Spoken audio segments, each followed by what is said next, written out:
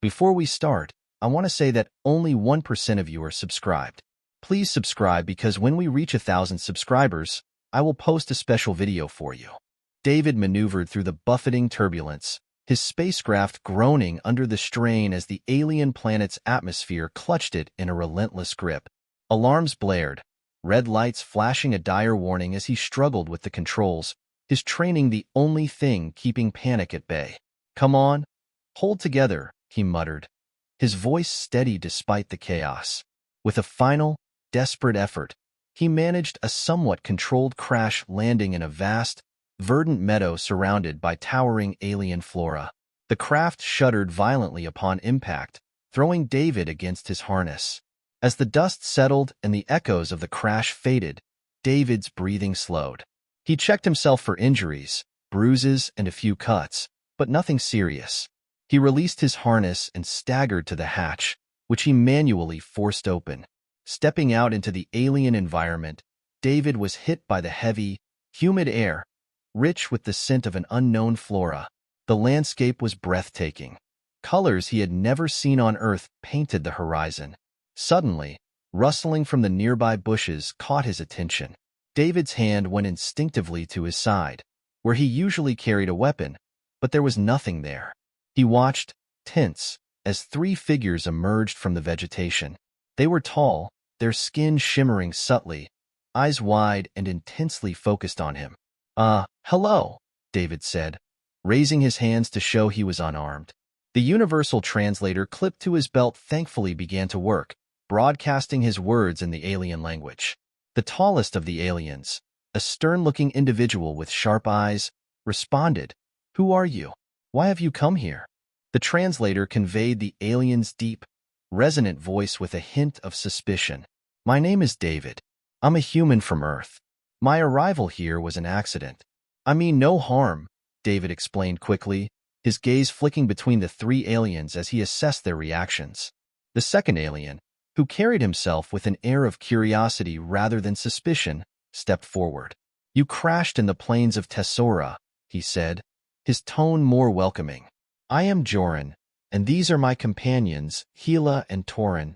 David nodded, relieved at the more friendly demeanor of Joran. "I'm glad to meet you, though I wish the circumstances were better." Gila, who had been observing quietly, finally spoke. "What is your purpose on Earth? Do you explore, or do you fight?" "I'm an explorer, mostly," David answered, choosing his words with care. "I was charting unexplored space when my navigation systems failed." Torin, the third alien, who had been inspecting David's craft from a distance, joined the group. "Your technology is different.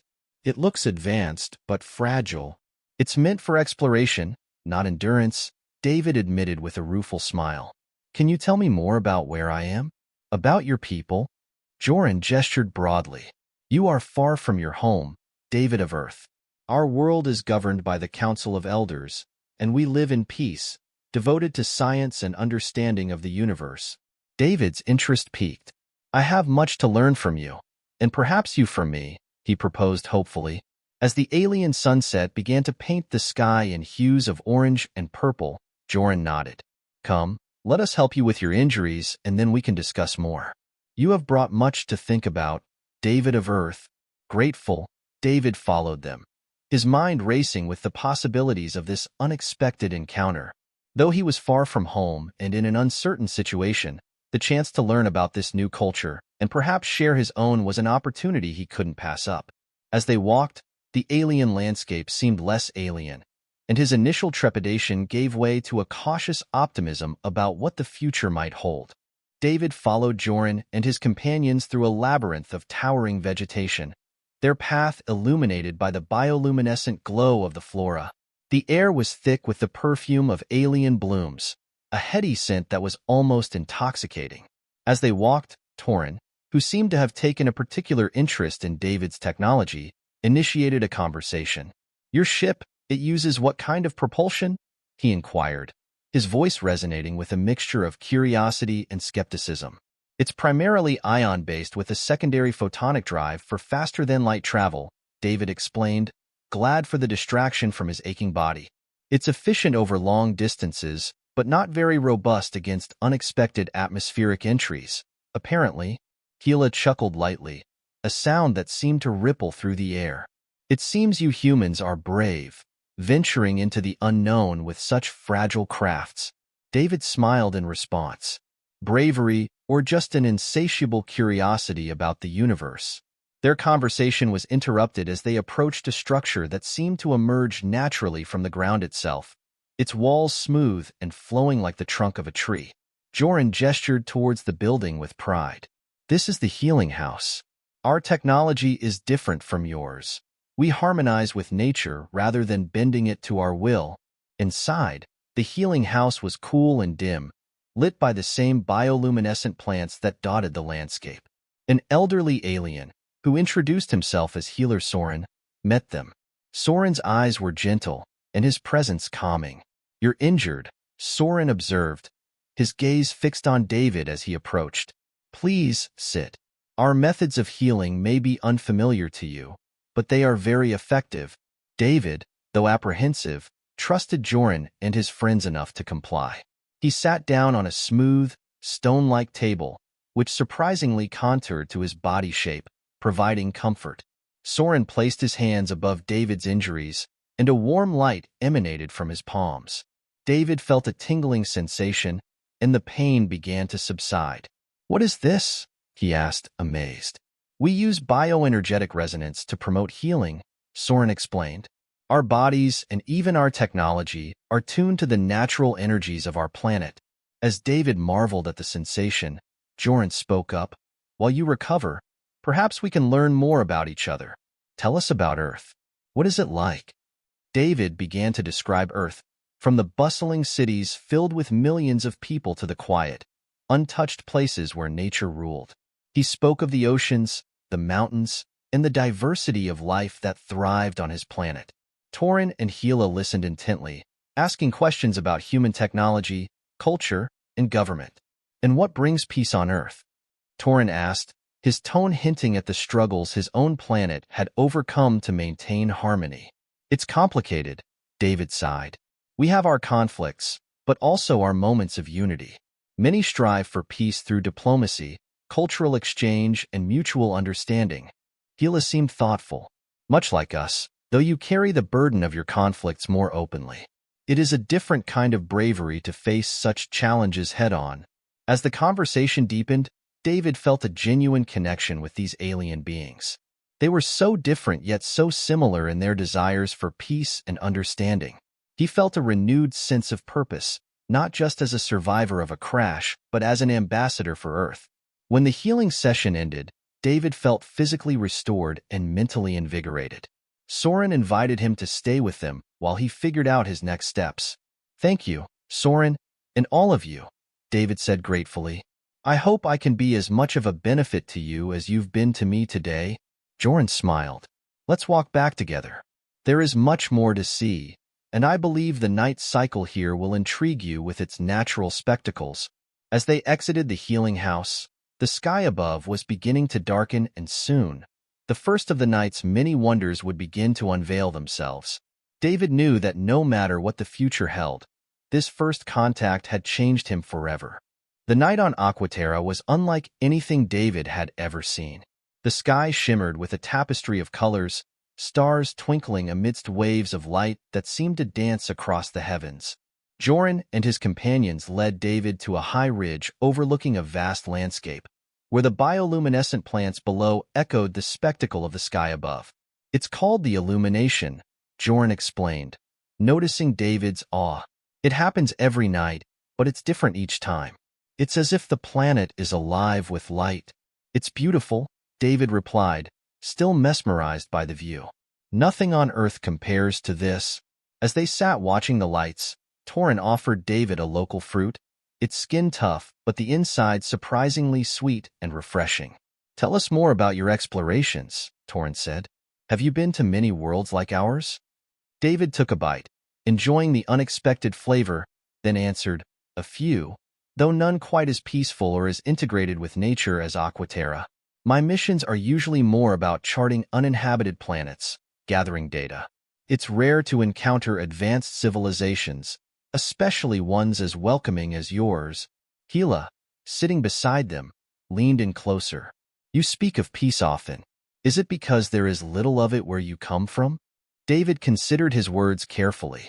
Earth has its peaceful moments and places, but yes, conflict is not uncommon. Different nations, different people struggling over resources, ideology. It's a patchwork of both harmony and discord. Joran nodded thoughtfully. And yet, here you are, a human, sitting with us under our stars. Perhaps understanding is not so far out of reach. The conversation shifted as David became more curious about Aquitaran society. How do you maintain peace here? It seems like you have a deep connection with your planet. Joran's face lit up with pride. It's about balance. Our technology, our society, everything is built to sustain and enhance the life around us. We learn from nature, and in return, we protect it. Torin added, our Council of Elders ensures that all major decisions benefit all parts of Aquaterra, not just the individual or a single group. David was impressed. It's a holistic approach. On Earth, many are starting to think this way, but it's a slow process. As they continued to talk, a plan began to form in David's mind. Perhaps he could facilitate an exchange of ideas between Aquaterra and Earth. The thought was exciting but also daunting. Would Earth be ready for such a radically different perspective? Seeing his contemplative expression, Gila asked, "What troubles you, David?" "I was just thinking about how much Earth could benefit from your philosophy. But change is often resisted, feared even." "That may be," Joran conceded. "But fear often gives way to curiosity and acceptance with the right exposure. Maybe your being here is a step towards that for both our worlds." The conversation lingered on the ridge for hours until the illumination began to fade, giving way to the deep, tranquil darkness of the Aquitaran night. David felt a profound sense of peace and possibility as he returned to his temporary quarters, grateful for the unexpected crash that had brought him to this moment. Lying in his bed, the thoughts of the evening swirling in his mind, David realized this unexpected detour might just be the most important mission of his life.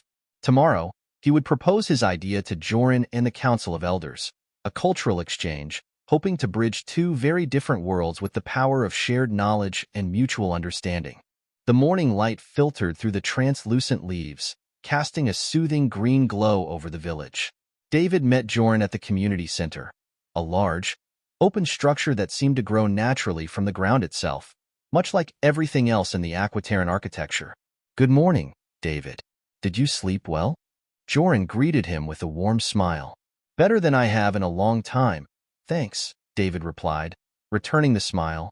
"I have something I'd like to discuss with you, something important." Joran led David to a pair of seats that resembled living vines woven into comfortable chairs. "I'm all ears," he said, his expression one of genuine interest. David took a deep breath before he began.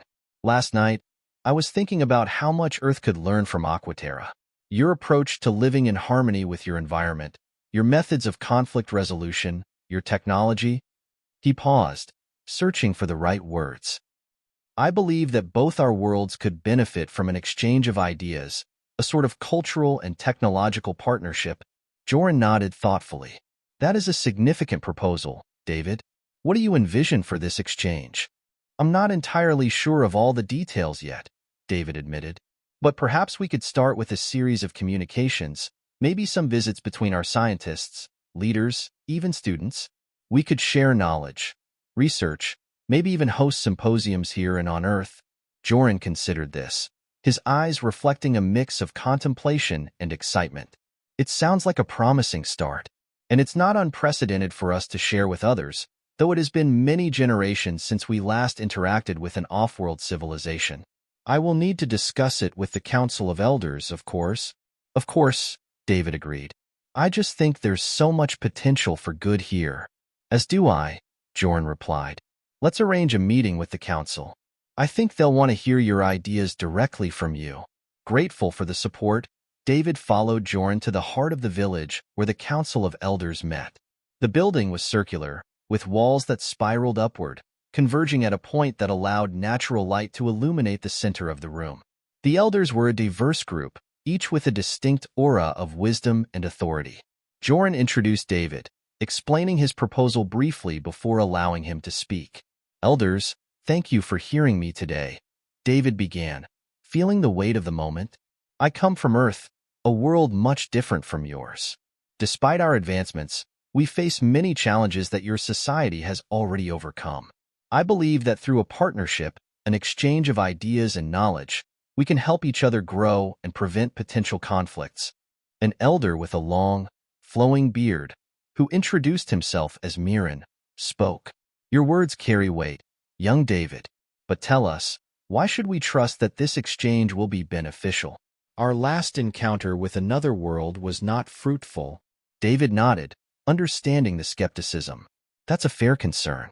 All I can offer is our sincerity and our need. Earth is reaching a critical point, and without new perspectives, I fear for our future. What I've seen here, the peace and harmony you've achieved, gives me hope that we might learn to replicate it. The discussion that followed was intense but constructive. The elders asked probing questions, gauging David's honesty and the feasibility of his proposal. David answered each query with the utmost respect and clarity, emphasizing mutual benefits and the safeguarding of each civilization's sovereignty and culture. After much debate, the council agreed to consider David's proposal further, promising a decision in the coming days. Joran walked with David back to his quarters, a look of admiration on his face. You handled yourself well, Joran said.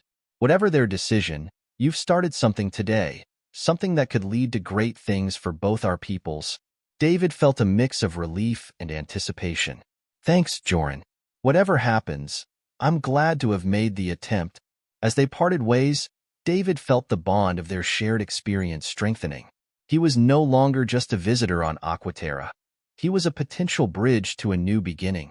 The following day dawned clear and bright, with the vibrant Aquaterran sun casting a warm glow over the village. Joran met David outside his quarters just after breakfast, both men eager to spend the day exploring more of the planet. Today, I thought I'd show you some of our most cherished sites, Joran said as they began their journey. Places that might give you further insight into our culture and our way of living. David was grateful for the opportunity. I'm looking forward to it. Everything I learn here, I hope to share with my people. Maybe it can inspire change. Their first stop was the Great Library of Kales, a vast archive built around a natural rock formation. Inside, walls of crystalline panels stored the entire history and knowledge of Aquaterra. As you can see, we value knowledge and history deeply, Joran explained, gesturing to the panels. Each crystal contains terabytes of information, accessible through a simple touch. David was amazed, running his fingers over a panel, which lit up instantly, displaying images and texts in a holographic format. This is incredible, the efficiency and elegance of it. It's like nothing we have on Earth. Joran smiled, pleased with David's reaction. Perhaps this is something we could look into sharing with your world. As the day progressed, they visited a renewable energy plant where natural geothermal heat was harnessed to power the entire region. Sustainability isn't just a concept here. It's a way of life, Joran noted as they toured the facility. David took diligent notes, already thinking about how he could communicate these concepts to his own people. The synergy between technology and nature here could revolutionize Earth's approach to energy. Their next visit was to the artisan quarters, where craftspeople worked with materials that were both harvested from the environment and synthesized to be fully biodegradable. Every item made here, from clothing to tools, is designed to be returned to the Earth without harm, Joran explained. Watching the artisans at work, David was struck by the harmony of the process. There's a lesson here about the balance of consumption and conservation that I think would resonate deeply back home. Throughout the day, they discussed various aspects of Aquaterran life, from their educational systems to their methods of governance. David was particularly impressed by the communal decision-making processes he observed, which emphasized consensus and the well-being of the community. As the sun began to set, painting the sky with hues of pink and orange, they found themselves at the edge of Serenity, a cliff overlooking the ocean where the water sparkled under the fading light. This is a place of reflection for many of us, Joran said as they sat down to watch the waves. A reminder of the vastness of the universe and our place within it. David felt a profound peace as he sat there, the sounds of the waves mingling with his thoughts. Joran, today has been incredible. Seeing all this, understanding your way of life. It's given me so much to think about, so much to aspire to. Joran placed a friendly hand on David's shoulder.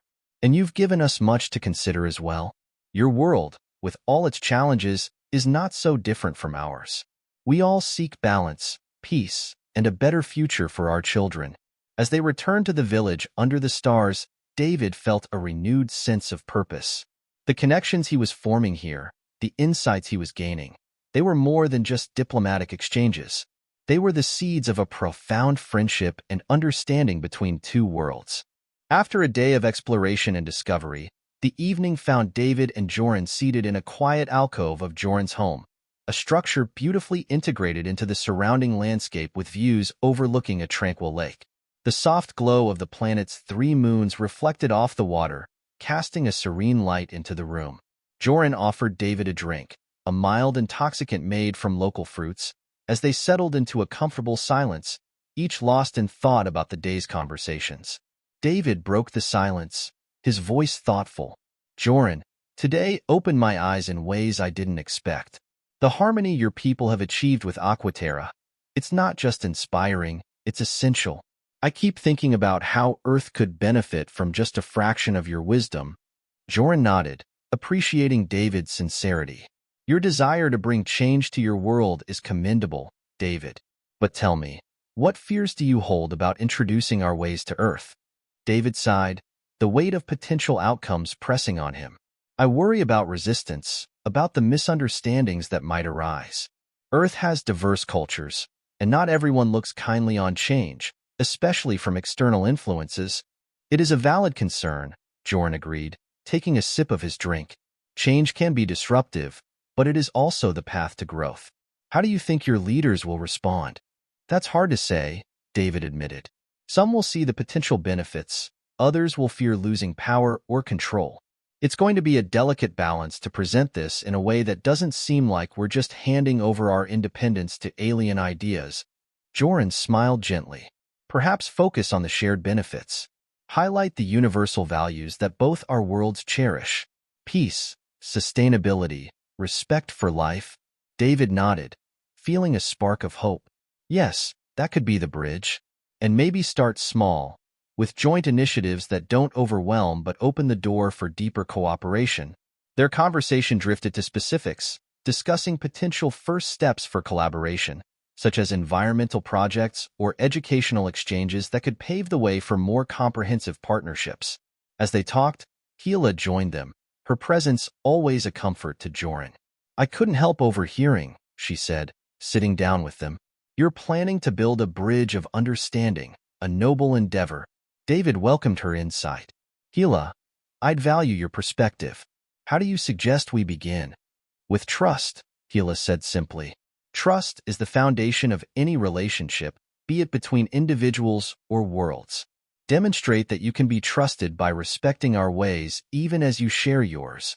Joran added, and perhaps a cultural exchange could be the first step, sending a group of our scholars to Earth and inviting some of your thinkers here. Let them learn from each other. Establish personal bonds. David considered this, imagining the possibilities. I like that. It's personal, less about governments and more about people. It could help to humanize the process, make it less about us and them. The trio spent the rest of the evening refining their ideas, crafting a proposal that David felt optimistic about presenting to Earth's leaders. The support of Joran and Hila, their perspectives and friendship, strengthened his resolve to see this through, to bridge two worlds not just through technology and treaties, but through shared human experiences and mutual respect.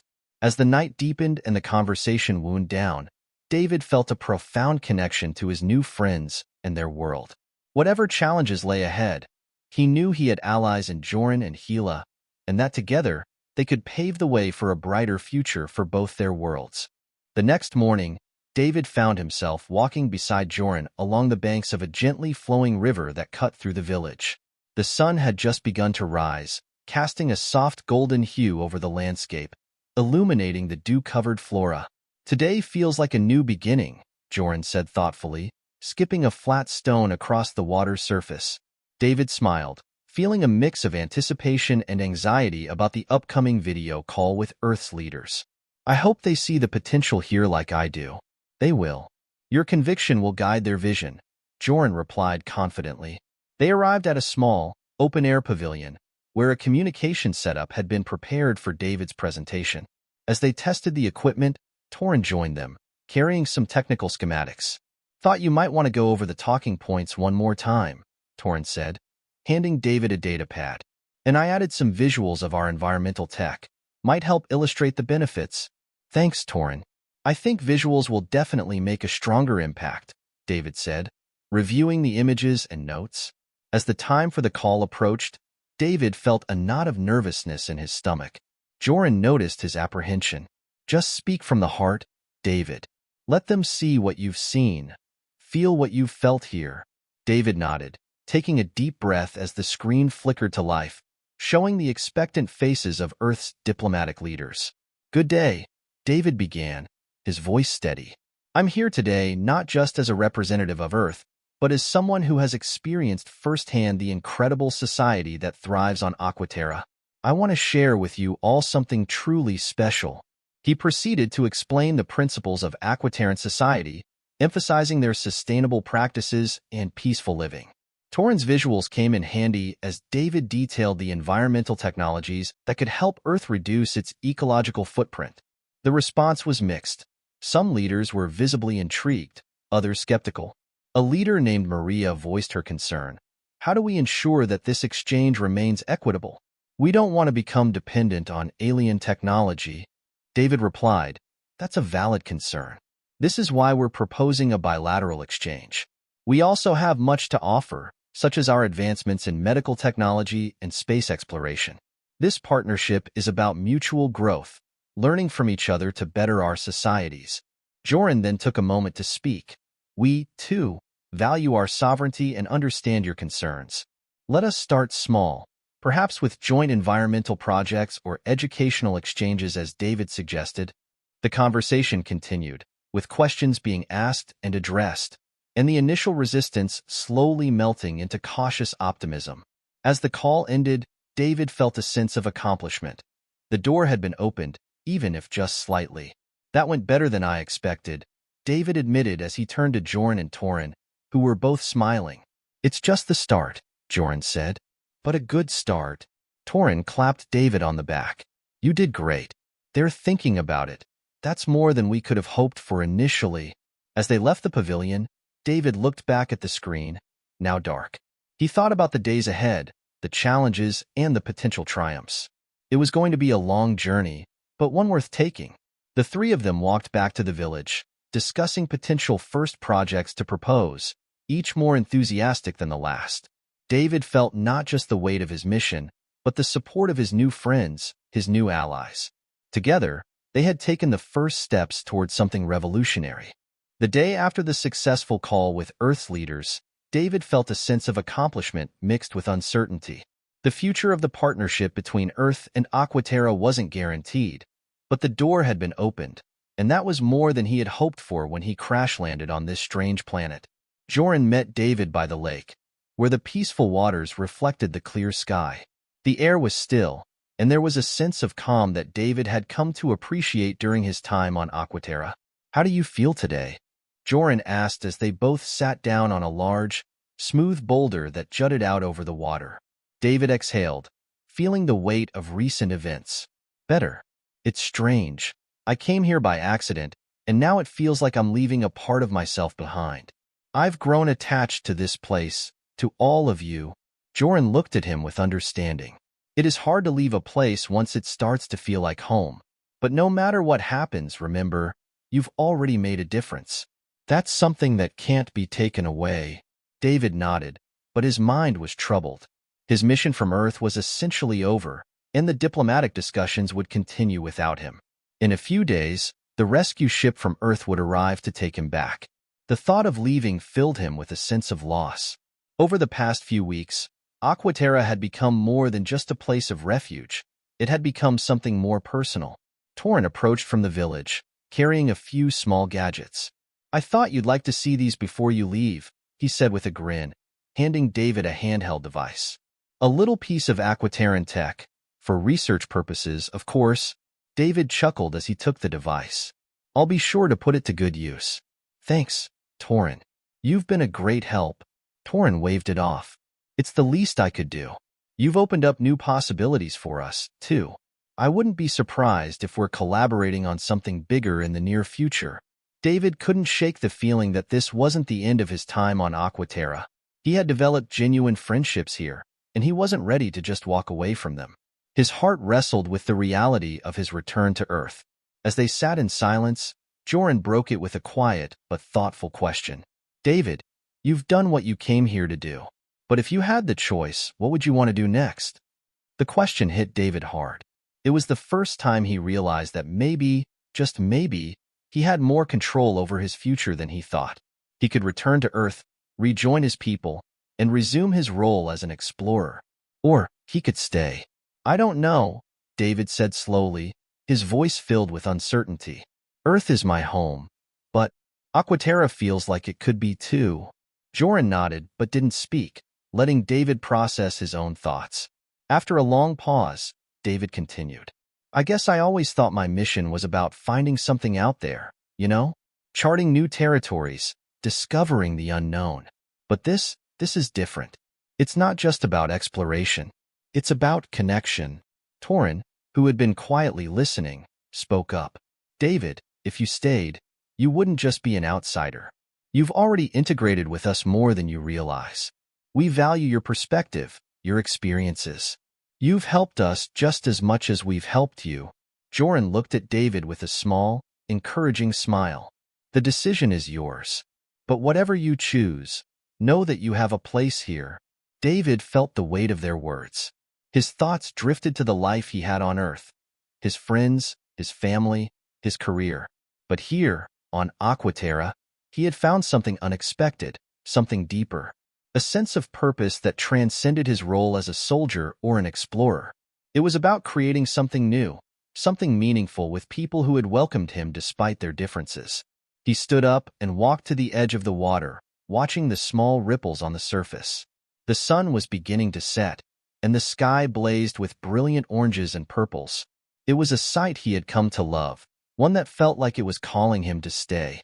I think I know what I want to do, David said, his voice steady. Joran and Torin stood and joined him by the water's edge. And? Joran asked, his tone calm but curious. David turned to them with a smile, feeling lighter than he had in days. I want to stay. This place, this world.